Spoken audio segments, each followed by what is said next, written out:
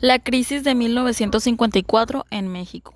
Durante la presidencia de Adolfo Ruiz Cortines de 1952 a 1958 fue un evento significativo en la historia económica del país. Las causas de la crisis de 1954 fueron la inflación descontrolada, la dependencia de las exportaciones, la inestabilidad política y la desigualdad económica.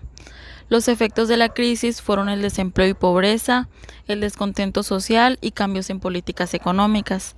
Durante el gobierno de Adolfo Ruiz Cortines, el modelo económico predominante era el desarrollo estabilizador, que se caracterizaba por el crecimiento económico sostenido, la intervención estatal y la promoción de la industrialización.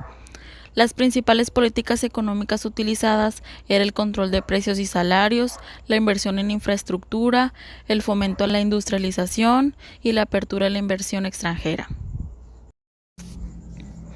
La crisis de 1976 en México marcó el final del sexenio de Luis Echeverría Álvarez de 1970 a 1976 y tuvo profundas implicaciones en la economía y la política del país.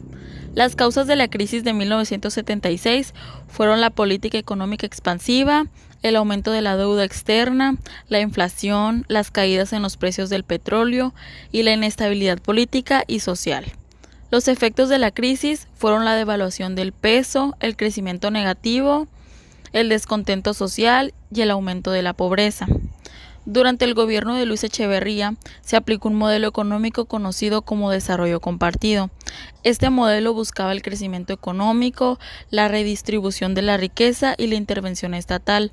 Las principales políticas económicas utilizadas fueron el gasto público elevado, la nacionalización de industrias, la promoción de la agricultura y el control de los precios.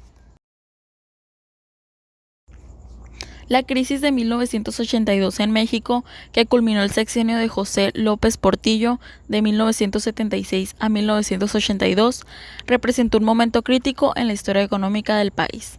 Las causas de la crisis de 1982 fueron el aumento de la deuda externa, la caída de los precios del petróleo, la inflación elevada, la política fiscal expansiva y la inestabilidad económica global.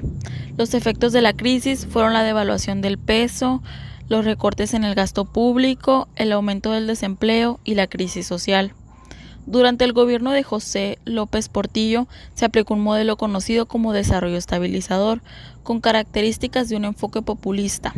Este modelo se enfocaba en la intervención estatal y el crecimiento a través del petróleo. Las principales políticas económicas utilizadas fueron la nacionalización de la banca, el incremento del gasto público, los controles de precios y salarios y la devaluación y ajuste estructural.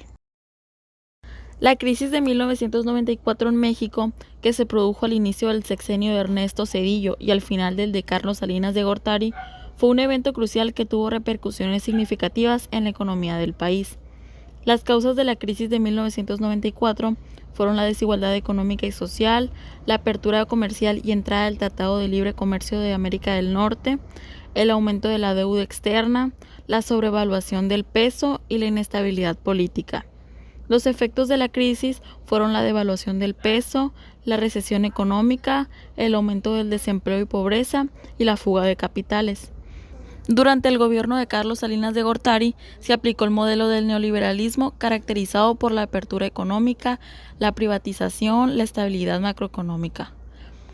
Las principales políticas económicas utilizadas fueron el mantenimiento del tipo de cambio fijo, la privatización de empresas estatales, la implementación del Tratado de Libre Comercio de América del Norte y las políticas de austeridad. La crisis de 2008 tuvo un impacto significativo en la economía mundial y en la economía mexicana durante la presidencia de Felipe Calderón de 2006 a 2012. Causas de la crisis de 2008. Crisis financiera global, dependencia de las exportaciones, inestabilidad en los mercados financieros, aumento en los precios de los insumos y débil regulación del sistema financiero. Los efectos de la crisis fueron la recesión económica, el aumento del desempleo, la disminución de remesas y el aumento de la pobreza. Durante el gobierno de Felipe Calderón se aplicó un modelo económico que se puede caracterizar como neoliberal, con un enfoque en la apertura comercial, en la estabilidad macroeconómica y en la intervención del Estado. Las principales políticas económicas utilizadas fueron el paquete de estímulos económicos, el fomento a la creación de empleo, la estabilidad del sistema financiero y el ajuste fiscal.